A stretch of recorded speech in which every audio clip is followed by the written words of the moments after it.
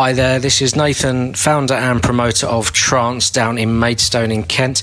I'm here with Adam White, who headlines our next event on Saturday the 23rd of June at Social Chill Bar in Maidstone.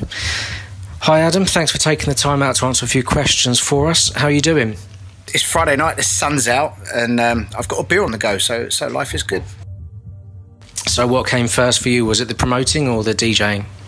I've never been a promoter. I just don't think I've got the patience to do it, to be fair. Before I was a DJ, I did play in a lot of bands. I was classically trained on keyboard and percussion when I was a little boy. And I kind of played in bands ever since, really. When I was at college doing a performing arts course, I had a couple of rock bands that I played in. And then my dad had a country band. He was a famous country singer in the 50s, my dad. And he started a band again when I was about 17.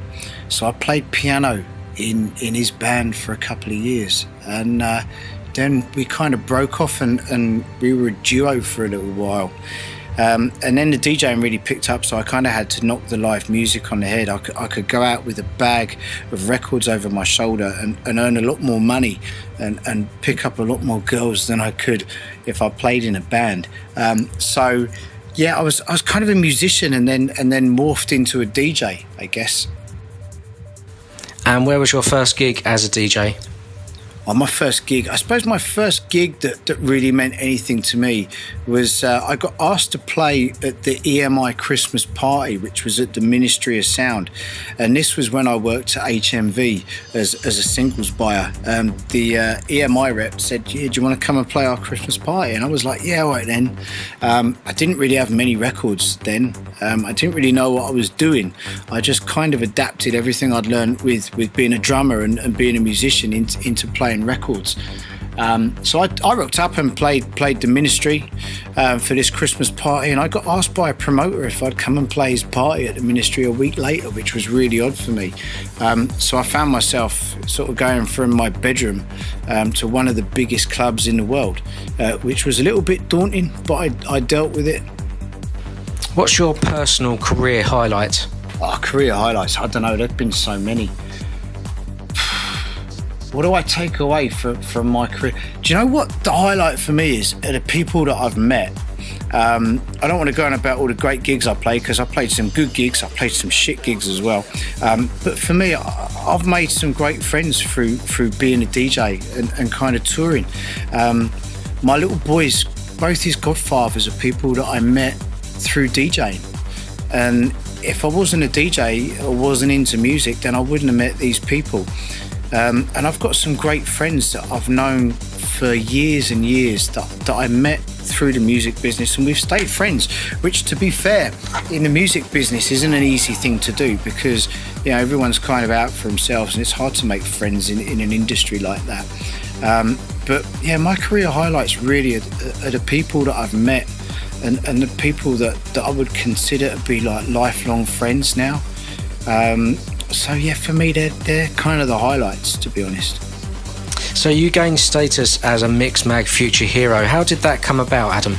How did that come about? I read about it, to be fair. I didn't know it was Mixmag Future Hero till I read about it. I just picked up Mixmag one day. I was stood in Smith's. I used to go out to Smith's and read the record reviews before I bought it, to be fair.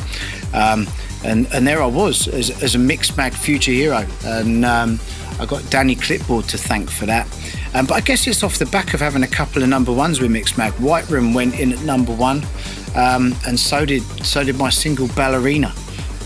So I guess from just putting consistently good records to Mixmag and getting them reviewed and getting them really highly charted, they kind of, they earmarked me for a Mixmag Future Hero, which was great.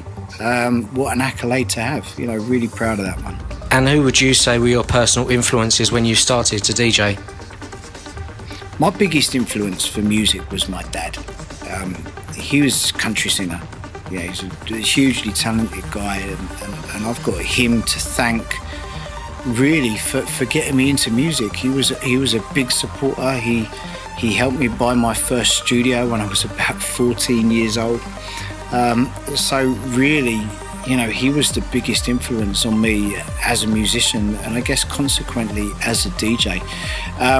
For me, as going out and actually seeing someone play. I saw Oki play at Heaven in London years and years ago, and I stood at the front and just watched him play, and he was mixing film soundtracks and audio from movies into this amazing house music set. And I remember saying to myself then, I've got to get good at this because I want to do that.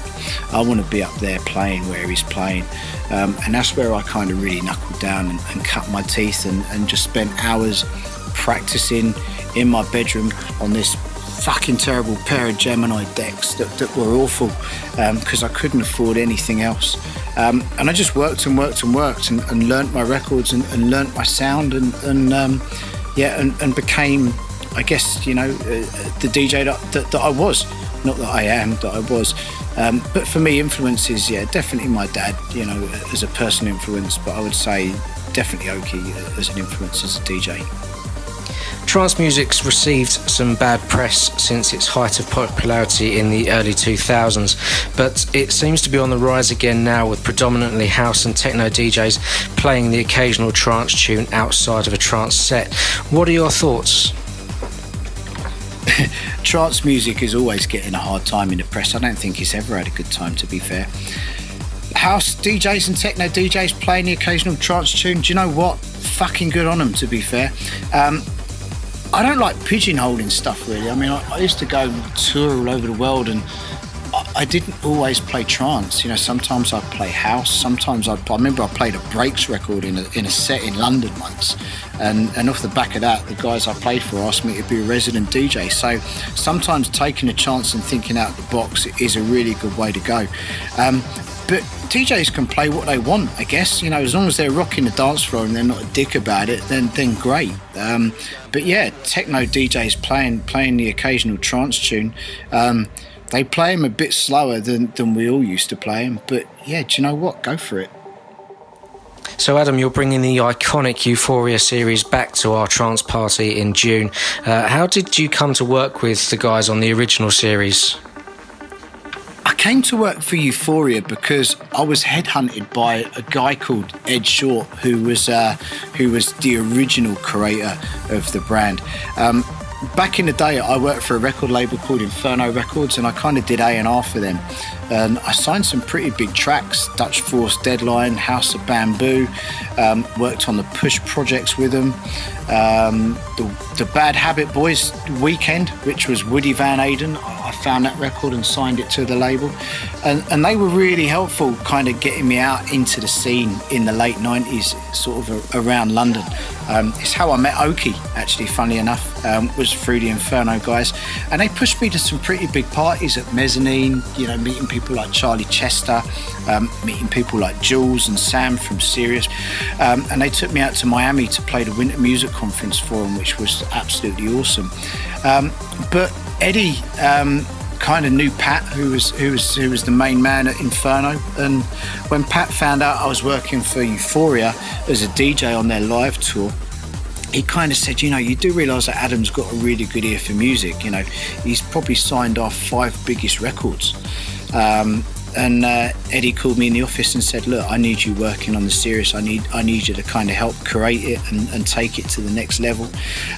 So I became a really big part of kind of putting together the albums and producing them, and kind of really heavily involved in the mix as well. So yeah, I never expected to kind of be a real fundamental part of putting together, some of the biggest compilations that were ever out there. And yeah, right place, right time, I guess. And how did it feel to find yourself working alongside the likes of Matt Darey, John 00 Fleming and Dave Pearce on the Euphoria albums? I've never got starstruck by working with DJs, even back in the day when I was kind of hanging out with, the likes of Graham Gold and Jules and Ramplin and people like that. It never freaked me out because, I was just a guy who used to go and take promos to him that I got at HMV. So I used to get records pretty much before anyone else did because I was a key buyer for HMV. So a lot of distributors used to send me stuff before they'd send it to anyone else. And I just used to spend Friday nights driving around Sirius, driving around to Peach, driving around to all these different clubs, just dropping off records for all the big DJs. So that's how I kind of got to know all of them. So working with sort of Matt, John, Dave with Euphoria, it was just kind of something that I'd always done. I think working with Matt Derry was the strangest thing ever. I mean, that guy's nocturnal. He sleeps all day and works all night. So when I went to work with Matt, compilating and sort of working on production for some of his albums, it was really weird because I couldn't get my head around the fact that we would get up at 6 o'clock and start work about 9 o'clock. We'd go to the 24-hour Tesco's about 4 in the morning and buy dinner to cook at about 5 in the morning. And then we'd go to bed all fucking day. And it just screwed me up. So working with Matt was a real eye-opener. The guy's absolutely nuts. John Fleming, one of the nicest people in the music business, the ultimate professional. I mean, his white label albums for Euphoria were just a game changer. And Dave Pearce, I mean, Dave's great. He's a good mate, been a mate of mine for about, I suppose, about sort of 15 years now, and got a lot of respect for Dave. Been really helpful in my career as a DJ, certainly through working with him in Ibiza and working with him on the albums. And we still talk on a regular basis about different bits and pieces. So yeah, it was just sort of what I'd always done, hanging out with these DJs, and they do the same job as me. They're just a little bit more famous and get paid a hell of a lot more. So are you excited about taking Euphoria back on the road? Yeah, of course I am. I mean, I'm excited about playing the records, to be fair. I mean, some of the tracks I'm going to be playing at some of these shows are records that I'd never played. Definitely never played out on the road back in the day. So, being asked to represent the brand again is really nice. It shows that, even after all these years, the guys at Euphoria trust me to kind of represent what it's all about. So, yeah, it's exciting. I don't know how it's going to be received, but, we'll cross that bridge when we come to it. But, yeah, it's an honour, really, to be taking it back out on the road. I'm really proud. There were a number of Euphoria albums released. I appreciate it's a hard question, but which one would you say was your personal favourite? Oh, what's my favourite album? I don't know. Do you know what? Actually, the album that we were most excited about hearing were the Deeper Shades albums. They were mixed by a guy called Jay Burnett. He's not a DJ, he's an engineer. And it was taking Euphoria in a slightly deeper direction. It was kind of getting remixes done on a slightly more minimal tip, a slightly deeper tip than what we would usually do. And Jay he took the tracks to bits and remade them to mix the album. So we were just really excited about hearing what he'd done. And this was kind of taking digital mixing to the next level. And to be fair, those Deeper Shades albums were albums that I could just listen to again and again and again. I guess it's because it was music that I wasn't out playing on the tours, or wasn't out playing in the clubs. It was a different edge. So, I don't know. Personal favourite? I'd say it was probably one of the Deeper Shades of Euphoria albums, to be fair. And if this series were to happen again, which DJs would you like to see mix the next Euphoria series? Eric Prydz. Game over. That man is a genius. If I could do a Euphoria mixed by Eric Prydz, without a doubt, hands down, there's only one man for the job. So what would you say is your definitive Euphoria track? My definitive Euphoria track? Probably Chicane, Saltwater, to be fair. There's a bit of a story behind Chicane, actually, because I was working with a guy called Simon Webdale, who was the Disco Citizens, and he was really good mates with Nick. And I remember we were hanging out, and he got a phone call from Nick saying, can you come to the studio and listen to this idea? And I tagged along, and ended up at Nick's studio, and he kind of played us the first version of Saltwater, and turned around and went, "What do you think?" And we were like, yeah, it's really good. I mean, what do you say? What do you say? But yeah, that record just, I suppose, it encapsulates everything that Euphoria is all about. So if there was a record that defined Euphoria for me, then yeah, it's definitely going to be Chicane Saltwater.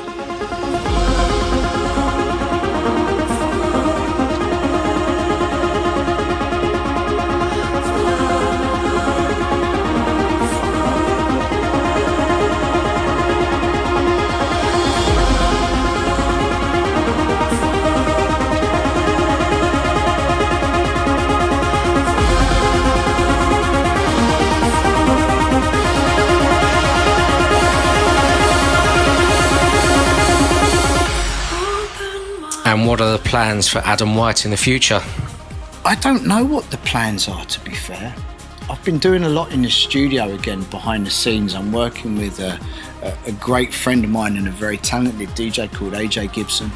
And I've been working alongside AJ to kind of develop his career as an artist and a producer. So he's got several records coming out on Discover Records pretty soon. So I don't know what's next for me, to be fair. I'm kind of enjoying where I'm at. I'm a dad now, you know. I've got a beautiful wife, and I'm really settled. You know, my job has nothing to do with music, you know. So music for me has now become a hobby and a love again. And I don't really want that to change by doing too much, if that makes sense. So what can we expect from you at Trance on the 23rd of June? What can we expect? We can expect a fucking good party. That's what we can expect. As for the music I'm going to be playing, classic Euphoria, but not Cafe Del Mar and any of those kind of obvious records. There are so many classic Euphoria tracks that are amazing, that people have never heard in a club, that I've never had the opportunity to play in a club. So that's where I'm going to be pushing the set, is those classic Euphoria records that you just have probably never heard on a big system with all your mates in a dark, sweaty room. So for me, that's what it's going to be all about, really, you know, bringing to life those classic Euphoria tracks that people have maybe forgotten about and never heard. But I'm really looking forward to coming to play, to be fair. It's daytime as well, which I'm really excited about. You know, I've got a lot of friends coming along, and it's a real honour to be asked to come and play your event. Graham Gold hasn't stopped going on about it since he did it last time. He said it was one of the best parties ever played. And coming from Graham, that's good, because he's a proper fussy git when it comes to where he plays. But he hasn't stopped raving about it. So I'm really excited. I'm really looking forward to it. Okay, that's great. Thanks, Adam, and thanks again for answering a few questions for us today. So Adam White headlines Trance on the 23rd of June down at Social Chill Bar in Maidstone. Trance parties are always free entry, and they run from 12 noon through till 8 p.m. on Saturday evening. We hope to see you there. Many thanks.